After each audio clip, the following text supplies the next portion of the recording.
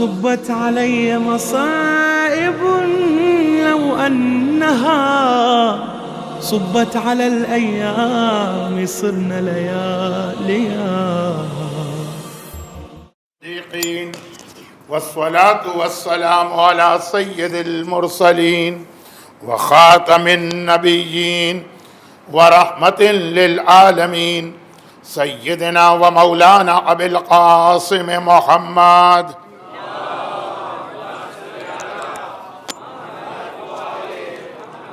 وآله الطيبين الطاهرين المعصومين المظلومين سيما على بقية الله في الأراضين وحجته على العالمين.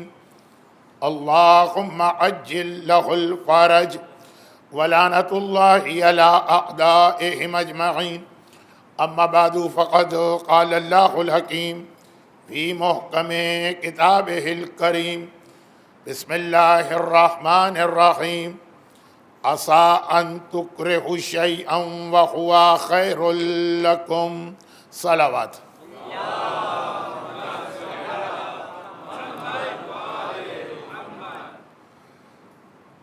سورہ مبارکہ مائدہ کی جس آیت کی تلاوت کی گئی، اس آیت کا بہت گہرا تعلق کربلا کے واقعے سے بھی ہے، موجودہ زمانے کے حالات سے بھی ہے، اور ہر آدمی کی اپنی زندگی سے بھی ہے۔ آیت کا ترجمہ یہ ہے کہ اکثر ایسا ہوتا ہے کہ ایک چیز تمہیں بہت بری لگتی ہے، ان تکرہوا شیئا، تمہیں کراہیت محسوس ہوتی ہے، ایک چیز تمہیں بری لگتی ہے، ناگوار ہوتی ہے، وَهُوَ خَيْرٌ لَكُمْ، لیکن اللہ جانتا ہے کہ اسی چیز میں تمہارے لیے خیر اور بہتری۔ کربلا کا واقعہ ہو کہ اس زمانے میں مومنین کرام کا قتل عام اور امام زمانہ نہیں آ رہے، اور یا پھر آپ کی اپنی زندگی ہو۔ چونکہ آج کی اس مجلس کے بعد بھی مجھے 10 دن آپ کی خدمت اور کرنا ہے، تو یہ 3 جملے جو ابھی میں نے کہے ہیں ان کی مزید تفصیل بعد میں آئے گی، مگر 5 منٹ یا اس سے بھی کم ان تینوں کے حوالے سے ایک بات کہہ دی جائے۔ دیکھیے، ہر مومن کا دل چاہتا ہے کہ امام فوراً آ جائے، ابھی آ جائیں، اور خاص طور پر دنیا کے وہ علاقے جہاں روزانہ حیدر کرار کے شیعوں کا قتل عام ہو رہا، نہ عزت محفوظ ہے، نہ جان محفوظ ہے، نہ مال محفوظ ہے، نہ اولاد محفوظ ہے۔ وہاں کے مومنین کتنے پریشان ہوں گے، اور اس وقت تو دنیا میں کوئی علاقہ ایسا نہیں لگتا کہ جہاں پہ جان، مال، عزت، آبرو سلامت ہو۔ مگر روایتوں میں دو الگ الگ باتیں کہی گئی ہیں، اور ایک نئے آدمی کے لیے یہ دونوں باتیں سمجھنا مشکل ہے۔ ایک طرف یہ کہا گیا ہے کہ جیسے ہی امام آ جائیں فوراً ان کی خدمت میں حاضری دینا، ڈیلے نہیں ہوگا، ہیزیٹیشن نہیں ہوگا، ظہور کے بعد انتظار نہیں ہے۔ دوسری جانب یہ بھی ہے روایت میں کہ جو آ کر کہے کہ میں امام ہوں تو تمہیں فوراً دوڑ کے جانا بھی نہیں، بلکہ وہ جو ایک مشہور حدیث ہے کہ مومن ہر کام میں ٹھہر کر، آرام سے سوچ کر اس کے بعد کوئی فیصلہ کرتا ہے، قدم اٹھاتا ہے اور آگے بڑھتا، سوائے 5 چیزوں کے۔ نماز کا ٹائم آتا ہے، نماز اول وقت میں پڑھتا، قرضہ جیسے ہی لیتا ہے اس کو ہر وقت یہ فکر ہوتی ہے کہ کتنے جلدی واپس کرنا، وصیت تو ہر رات اس کے بستر پر تیار رہتی ہے، ہر وقت تیار ہی نہیں، یہاں تو یہ مسئلہ نہیں ہے، لیکن یورپ اور امریکہ میں تو بہت زیادہ یہ وصیت تیار رہنا انف نہیں ہے، اپ ڈیٹ بھی رہتی، ہر آدمی کی روزانہ حالت بدلتی رہتی، اس کے اعتبار سے وصیت بھی بدلنا ہوگی۔ بڑے بیٹے کو بتانا پڑے گا میری کتنی قضا نمازیں باقی، یہ نمازیں بڑھ بھی سکتی ہیں، جس دن وصیت لکھی ہے معلوم ہوا 1 سال کے بعد قضا نمازیں اور بڑھ گئیں، یا یہ کہ یہ قضا نمازیں کم بھی ہو سکتی ہیں۔ بہرحال چونکہ ابھی ایک کیس ہوا تھا جہاں میں مجلس پڑھ رہا تھا نارتھ امریکہ میں، وصیت یا ول تیار تھی مگر اتنی پرانی تھی کہ سارا مسئلہ ہی گڑبڑ ہو کے رہ گیا۔ جس مقصد کے لیے وصیت لکھی گئی تھی وہ مقصد پورا نہیں ہوا۔ بہرحال یہ موضوع آج کا نہیں ہے کیونکہ خود بہت اہم موضوع ہے۔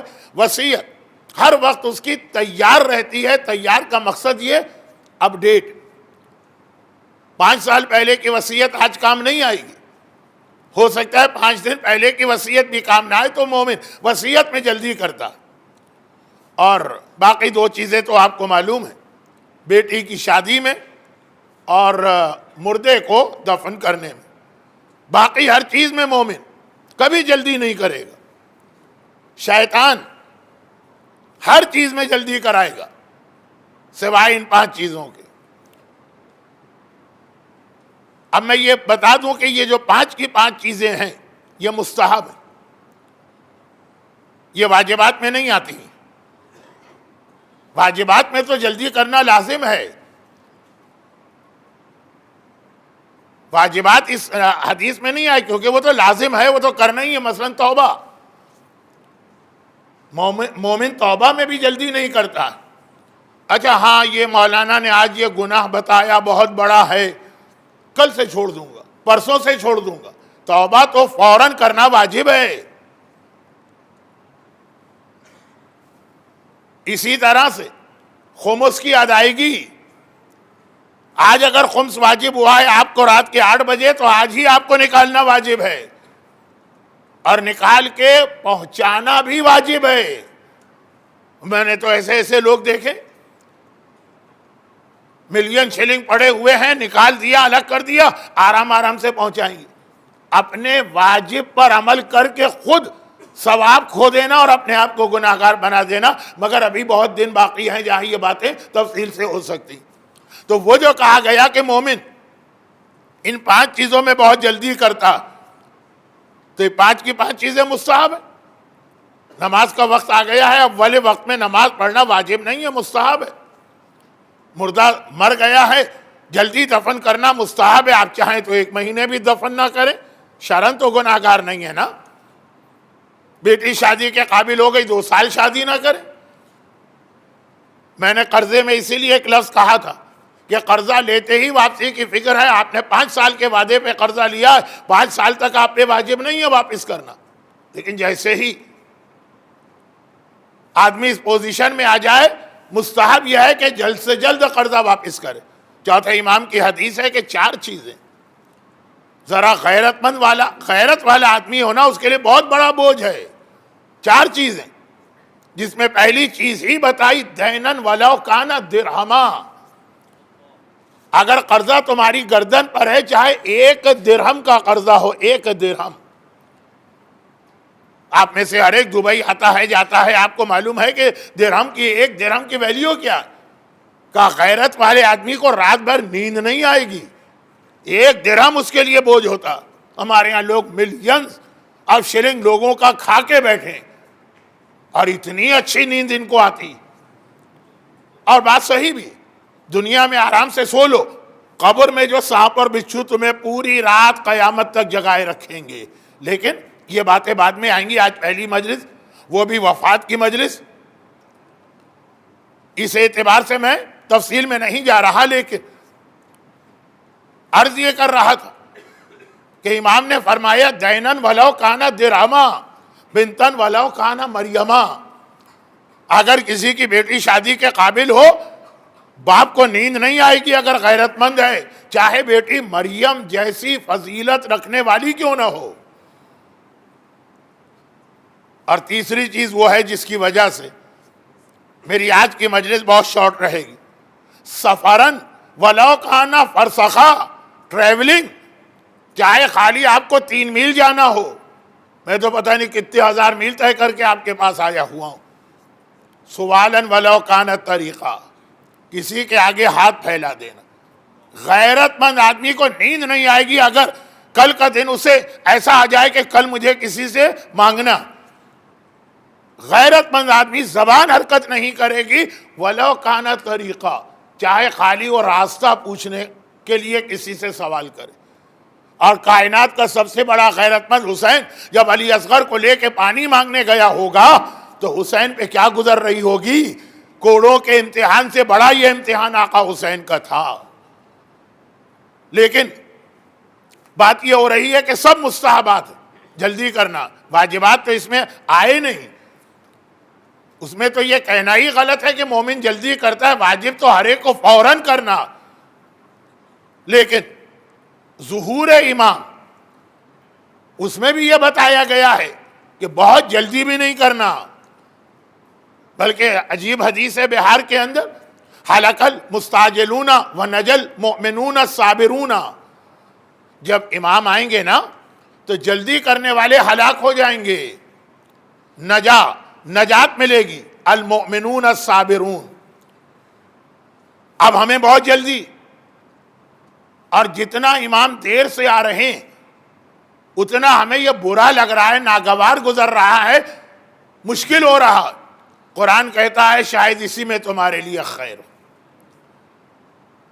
بہت میں نے کہا تھا کہ 2-3 منٹ ان تینوں باتوں پہ بولوں گا، باقی تو ابھی ایک پورا عشرہ آپ کے سامنے ہے، عشرہ زینبیہ. اور اپنی ذاتی زندگی میں آ جائیے. کہا کوئی مومن ایسا ہے ہی نہیں جس کا اللہ امتحان نہ لے، بلکہ صادق آل محمد امام جعفر صادق علیہ الصلاۃ والسلام کی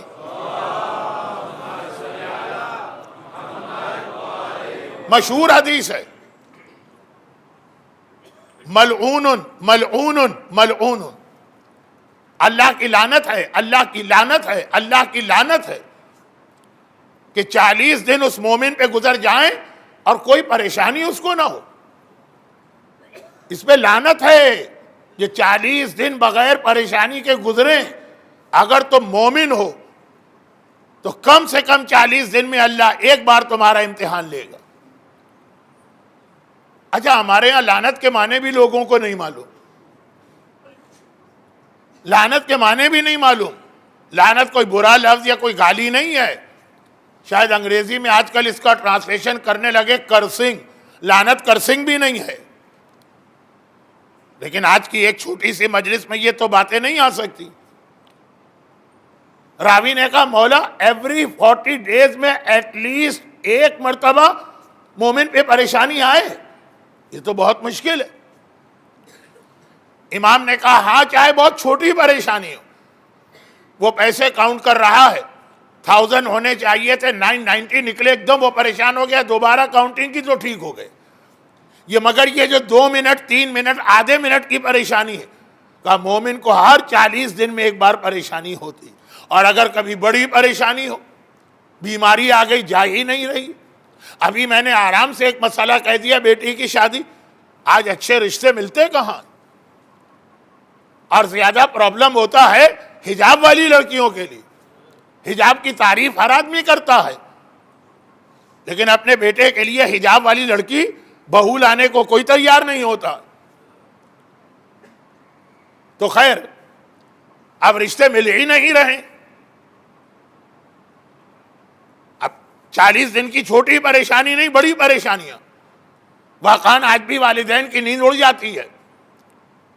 کاروبار فیل ہو گیا، جاب چھوٹ گیا، جس علاقے میں رہتے ہیں وہاں ایک دم سے یمن کی طرح، سیریا کی طرح حالات بدل گئے. چھوٹی پریشانی نہیں کہ کاؤنٹنگ میں غلطی ہو گئی.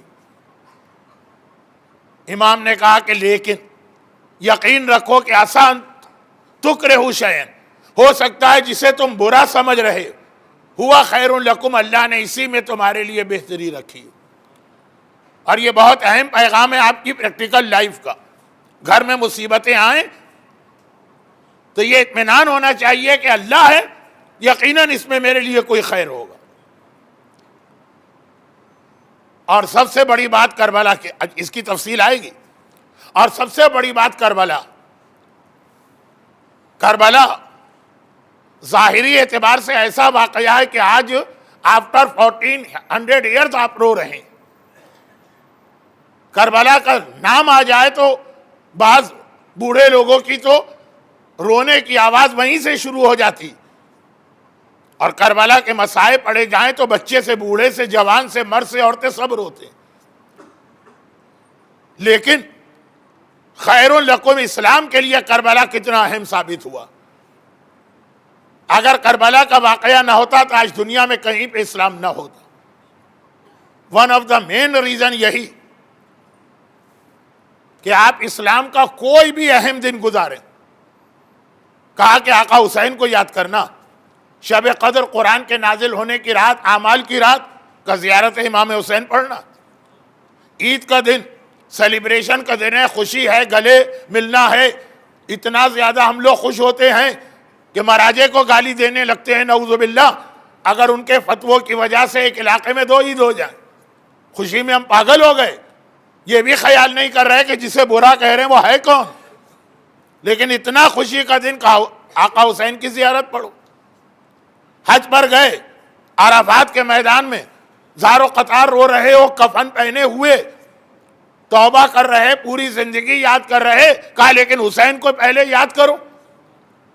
کوئی بھی اسلام کا موقع ہو، خوشی کا ہو کہ غم کا ہو، اعمال کا ہو کہ زیارتوں کا ہو.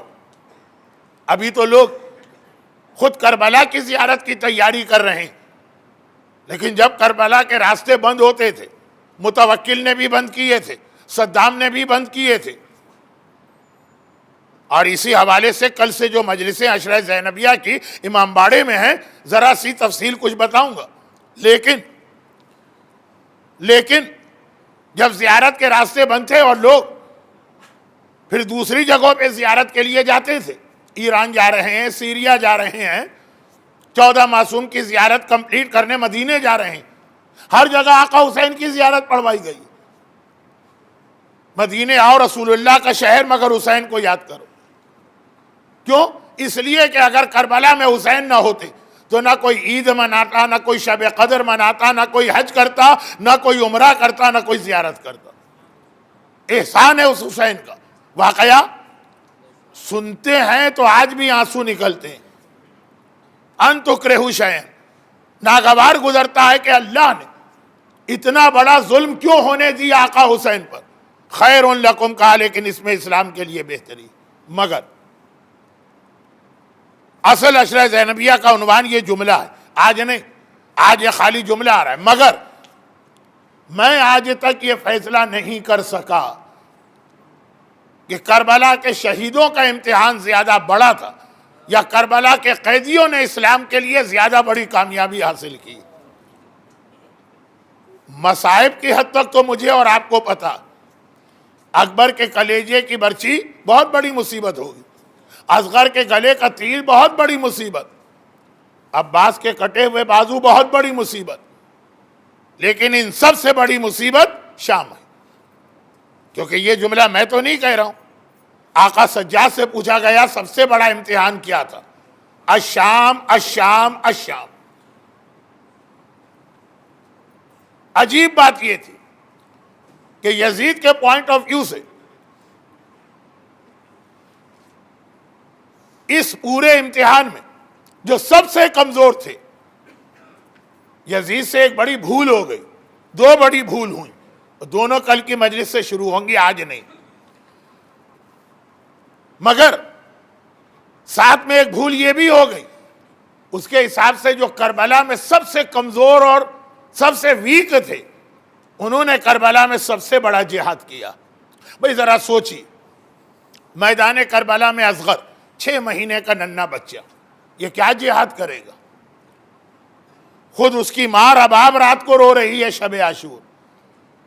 مولا حسین ہر ایک اپنی کل کی قربانی تیار کر رہا. رباب کتنی بدقسمت ہے کہ میرا بیٹا اتنا چھوٹا کہ گھٹنوں کے بل چلا کے بھی میدان میں نہیں لے جا سکتی. جب ہر بیوی شہزادی فاطمہ کے سامنے اپنی قربانی لے کے جائے گی تو رباب خالی ہاتھ جائے گی، مگر کربلا کا سب سے بڑا جہاد اصغر نے کیا، اکبر کے جہاد سے بڑا، عباس کے جہاد سے بڑا، قاسم و محمد کے جہاد سے بڑا۔ ہے کربلا کا کوئی مجاہد جس نے یزیدیوں کو رلا دیا ہو؟ مومنوں کو رلانا پھر بھی آسان ہے، یزیدی جن کے سینے میں دل نہیں ہے، پتھر ہے پتھر، اکبر کی شہادت میں تو خوشی سے قہقہے لگا رہے تھے، عباس کی شہادت پر تو بے حیائی سے ہنس رہے تھے۔ اصغر کربلا کا واحد مجاہد ہے جس نے یزیدیوں رلا دیا، خالی رلایا نہیں، ایسا رلایا کہ عمر سعد کو ڈر لگا کہ بغاوت ہو جائے گی، میری فوج میرے خلاف تلوار نکال لے گی۔ اس کے لیے بھی ایک جملہ آج سن لیجئے، تفصیل آئے گی۔ روتے ہم بھی ہیں، لیکن ہمارا رونا صرف امام باڑے تک ہے، اس کے بعد اس کی وجہ سے ہماری زندگی میں کوئی تبدیلی نہیں آتی۔ اصغر نے ایسا رلایا ہے یزیدیوں کو کہ یزیدی بدل رہے ہیں، بغاوت ہو سکتی ہے۔ کربلا کا کوئی اور مجاہد؟ اور شام میں جو یزید کے خیال میں سب سے کمزور، ایک چھوٹی سی بچی، وہ میرا کیا بگاڑ لے گی، مگر اس بچی نے شام میں وہ انقلاب برپا کیا۔ یہ ذرا ڈرتے ڈرتے ایک جملہ کہہ رہا ہوں کہ سجاد کا شام میں تبلیغ اور زینب کے خطبات، یہ تو شام میں تبدیلی اور چینج لے کر آئے، مگر اس میں ایک بہت بڑا حصہ سکینہ کے جہاد کا تھا۔ اب ساری باتیں آج تو آئیں گی نہیں، مختصر مجلس ہے۔ وہی جو رباب سے اکثر میں جملہ کہتا ہوں کہ شب عاشور کہتی تھی میں کتنی بد قسمت، اللہ نے ایک بیٹی دی ہے، ایک بیٹا دیا۔ سکینہ بیٹی ہے، مگر بیٹیاں تو جہاد کرتی نہیں، اور اصغر بیٹا ہے، بیٹے جہاد کرتے ہیں مگر بہت چھوٹا۔ اے رباب، آپ تو کربلا کی سب سے خوش قسمت خاتون، آپ کے بیٹے نے بھی ایسا جہاد کیا اور آپ کی بیٹی نے بھی ایسا جہاد کیا۔ شام میں یا سیریا میں جو اتنا بڑا چینج اور ریولیوشن آیا، اور اہل بیت آخر میں 40 کے دن کربلا پہنچے، اس میں وہ 3 یا 4 سال کی بچی کا رول بہت اہم۔ ایک ایسی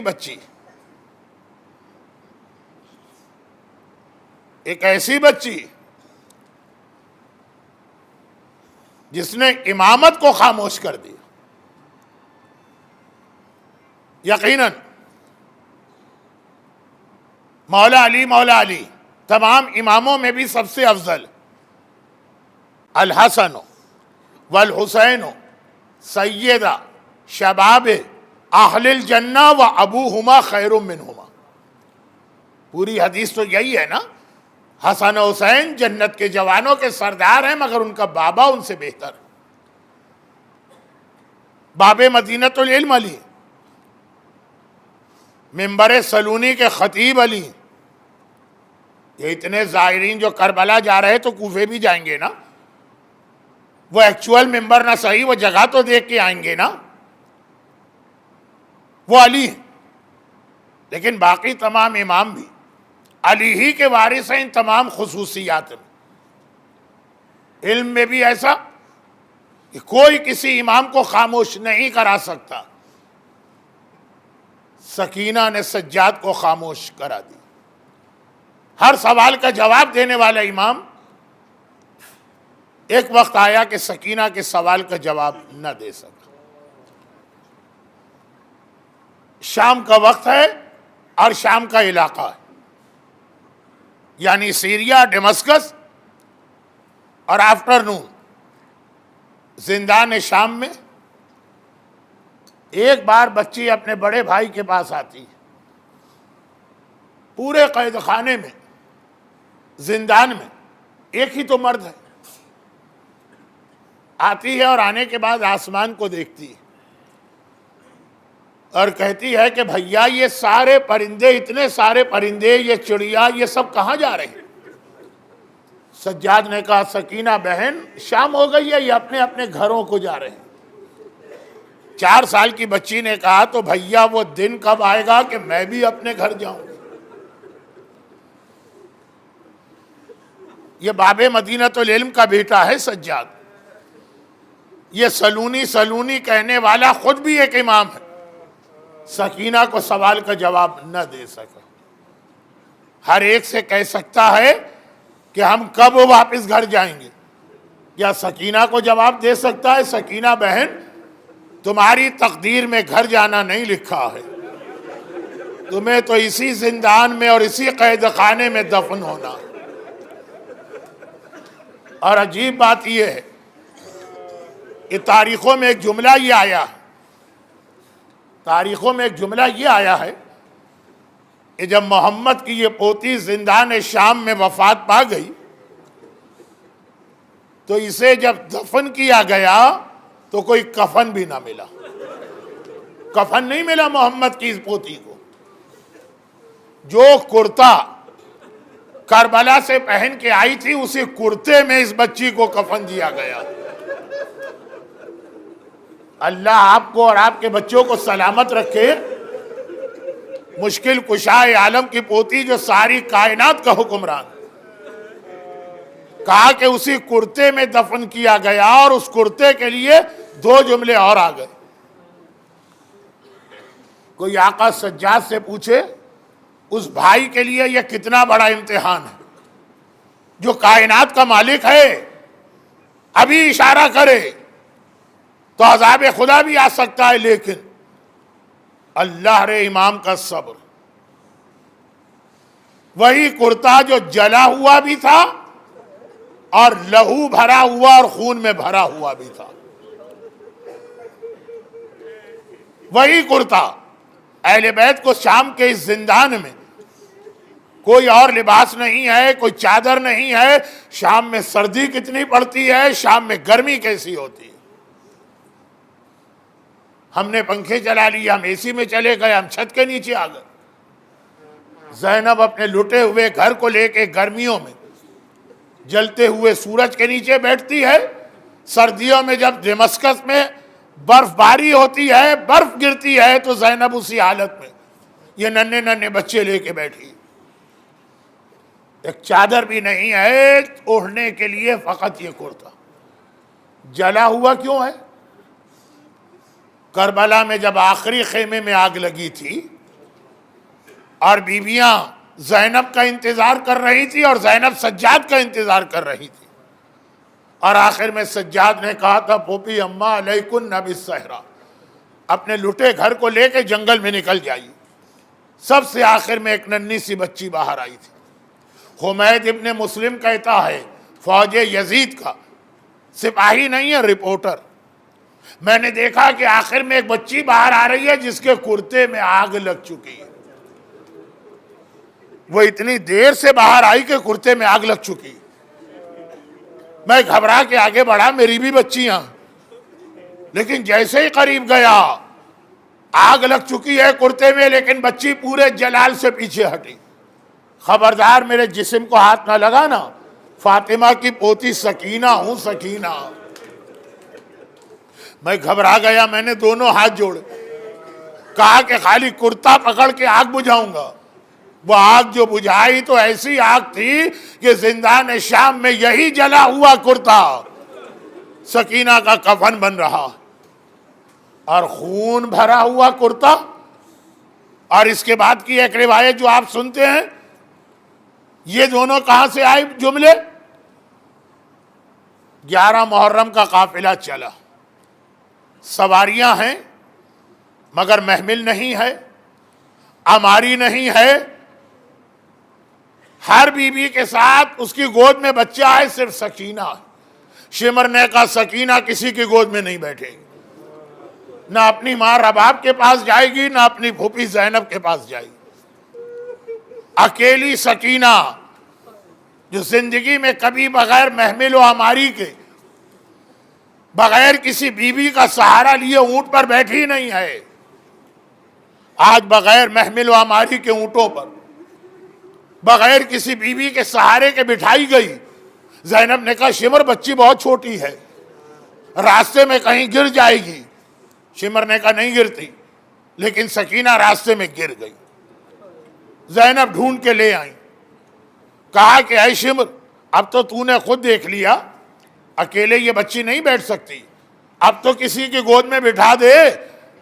ظالم نے عجیب جواب دیا، کہا نہیں ہم نے ایک اور انتظام کر لیا۔ کیا انتظام کیا ہے؟ کوئی محمل لے کے آ گیا، کوئی ہماری لے کے آ گیا؟ نہیں، ایک رسی لے کے آیا۔ ننھی سکینہ کو اونٹ کی پیٹھ پہ الٹا لٹا دیا، رسی کے ذریعے سے سکینہ کا سارا جسم اونٹ سے باندھا، اور اب جو یہ اونٹ چلا ہے تو سکینہ کا نرم جسم اونٹ کی سخت کھال، بابا کے نرم سینے پہ سونے والی سکینہ سارے راستے رسی سے بندھی شام تک پہنچی۔ آج اب رسی کھولی گئی تو سکینہ کا سارا جسم زخمی ہے، سارا کرتا خون سے بھرا ہے، ارے اونٹ کی ساری پیٹھ پہ خون نظر آ رہا ہے۔ آپ تو خالی سن رہے ہیں، زینب دیکھ رہی ہے، سکینہ کی ماں رباب دیکھ رہی ہے، سکینہ کی خالہ ام فروا دیکھ رہی ہے۔ ارے ساری بیویوں نے جب سکینہ کی یہ حالت دیکھی، ایک بار آنکھیں ادھر گئیں جہاں کٹا ہوا عباس کا سر رکھا تھا، اور سب نے کہا عباس بڑی محبت کرتا تھا سکینہ سے، ذرا آ کے دیکھ لے، تو نہ رہا تو آج تیری سکینہ پہ کیا گزری۔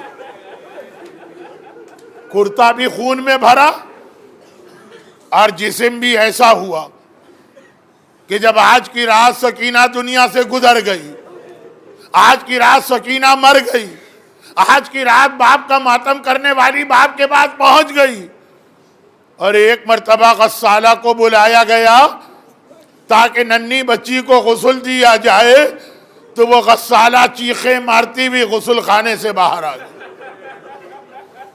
غسل میت دینے والے روتے نہیں ہیں۔ آپ کو تاریخ میں صرف 3 مرتبہ یہ منظر ملے گا کہ غسل دینے والا رو رہا ہے۔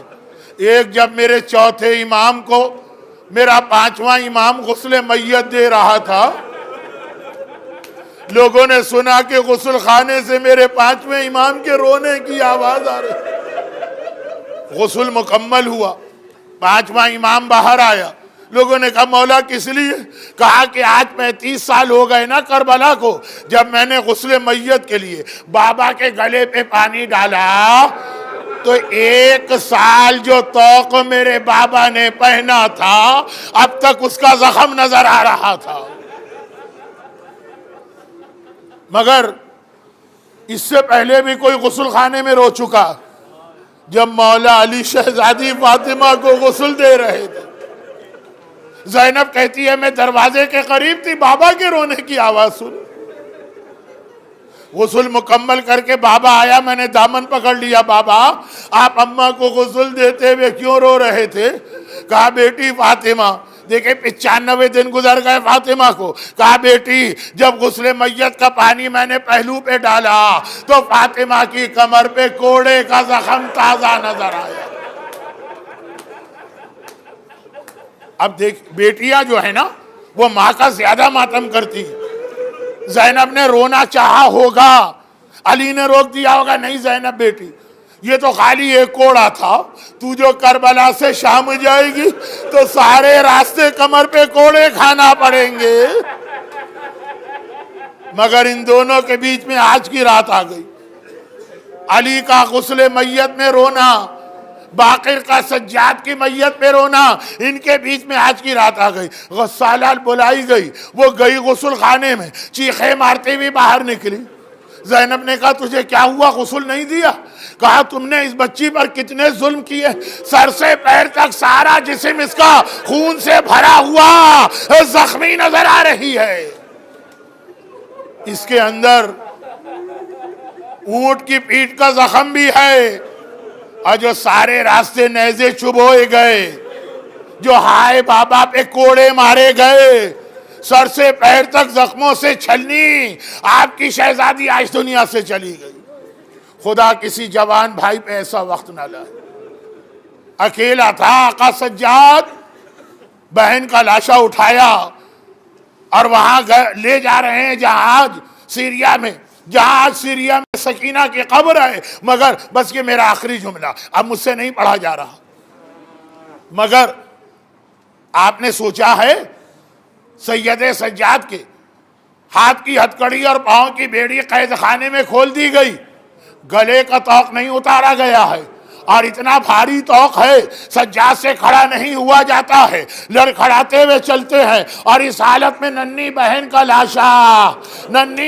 لاشا سجاد لے کے چل رہا ہے، گلے میں طوق ہے، ہاتھوں میں لاشا ہے۔ شاید آپ کو یاد کیا ہو، عیشیوں کبھی یاد کرنا اس جوان بھائی کو جو طوق پہن کے بہن کا لاشا لے کے جا رہا، تمہیں موقع ملے تو میری بہن کے تابوت کو کندھا دے دے۔